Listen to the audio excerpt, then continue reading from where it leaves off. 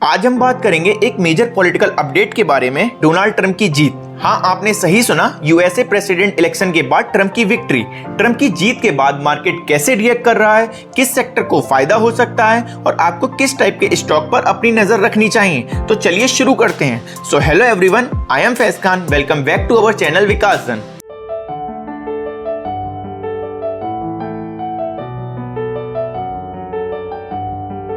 हमारा ये भी समझना बेहद जरूरी है कि अभी जो ट्रम्प न्यू प्रेसिडेंट बनेंगे यूएसए के, तो उसका long term impact Indian stock market के ऊपर क्या पड़ सकता है। तो अभी यूएस इलेक्शन के बाद मार्केट में जो अपस्विंग आया है, this is was primarily due to the gain in the USA equity market.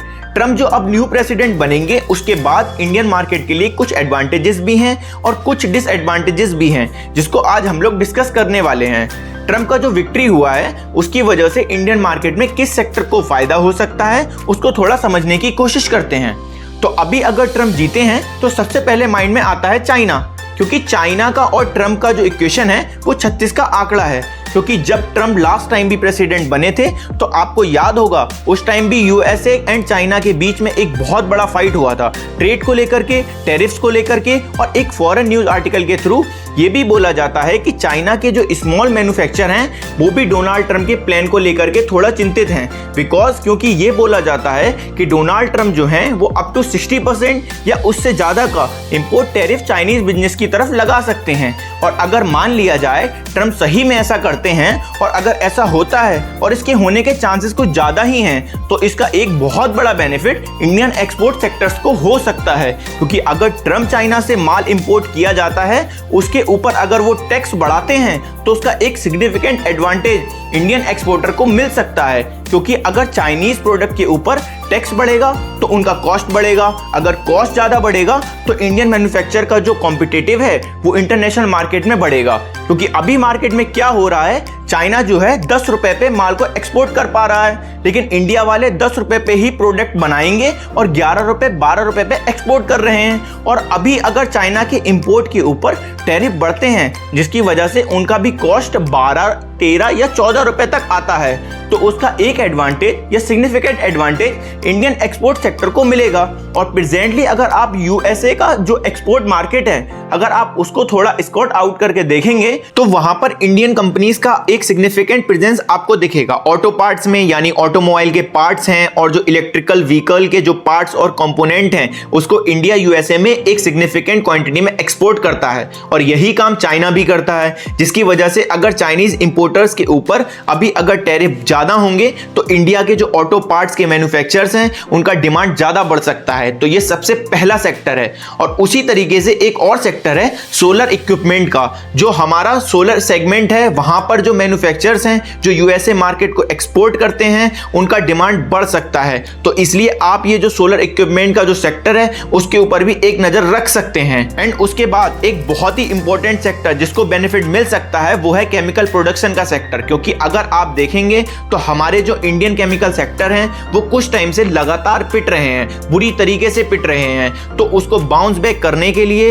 एक स्ट्रॉन्ग रीजन और एक स्ट्रॉन्ग फंडामेंटल सपोर्ट मिल सकता है। ट्रम्प की विक्ट्री की वजह से जो अगला सेक्टर जो पॉजिटिवली इफेक्ट हो सकता है या इन्फ्लुएंस हो सकता है, वो होगा एनर्जी का सेक्टर। क्योंकि अभी ट्रम्प के जीतने की वजह से एनर्जी के कॉस्ट कम हो सकते हैं। क्योंकि सबसे पहले ट्रम्प जो हैं, वो फॉसिल फ्यूल को लेकर के उनके पॉलिसीज बहुत ही लीनियंट हैं, यानी वो जो क्लाइमेटिक चेंज वगैरह है उसके ऊपर उतना ज्यादा फोकस नहीं करते हैं। वो बोलते हैं कि अगर फ्यूल का प्राइस कम होता है तो फॉसिल फ्यूल लेकर आओ, कोई प्रॉब्लम नहीं है। तो ये पहला रीजन है। और दूसरा रीजन ये है, अभी जो चाइनीज इकोनॉमिक ग्रोथ है वो ऑलरेडी बहुत कम है, और भी अगर ट्रम्प आएंगे और उनके एंटी चाइना पॉलिसीज आएंगे, तो चाइनीज इकोनॉमिक ग्रोथ को और भी बड़ा झटका लग सकता है। तो उसकी वजह से अगर चाइना कंजप्शन और कोल, बाकी के जो फॉसिल फ्यूल हैं, उनका सप्लाई इंटरनेशनल मार्केट में और भी ज्यादा बढ़ेगा, जिसकी वजह से एनर्जी कॉस्ट फिर से कम होना चाहिए।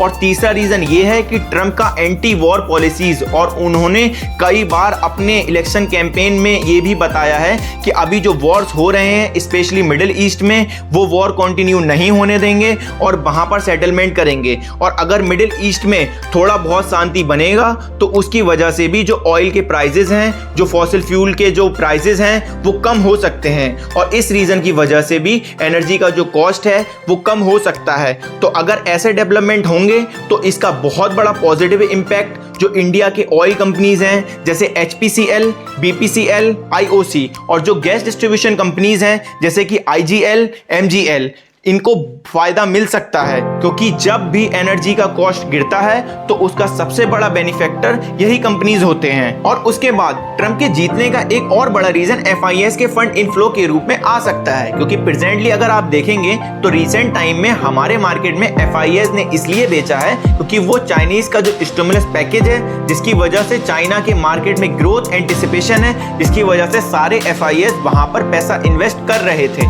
एंड ऑफ कोर्स अभी Chinese government stimulus package announce कर रहा है और प्रेजेंटली आप देखोगे तो चाइना बहुत बुरी तरीके से सफर भी कर रहा है। और इस सफरिंग टाइम में ट्रम्प आके चाइना के ऊपर टैरिफ की पॉलिसी लागू करते हैं 60% या 70% या जितना भी वो कहते हैं या जितना भी न्यूज आर्टिकल में बताया जा रहा है। अगर उतना चाइनीज प्रोडक्ट के ऊपर इंपोर्टर टैरिफ लगते हैं तो ये चाइना के इकोनॉमिक सिचुएशन है उसको और भी ज्यादा बदतर और भी ज्यादा बुरा कर सकता है। और ट्रम्प की पॉलिसीज की वजह से अगर रिकवरी में देरी होगा या रिकवरी में डिले होगा तो FIS क्या करेंगे, पैसा वहां से बाहर निकालेंगे और जहां पर ग्रोथ होगा वहां पर डालेंगे। तो इसकी वजह से क्या हो सकता है, सबसे पहले हमारे इंडियन मार्केट में जो सेलिंग है वो रुक सकती है।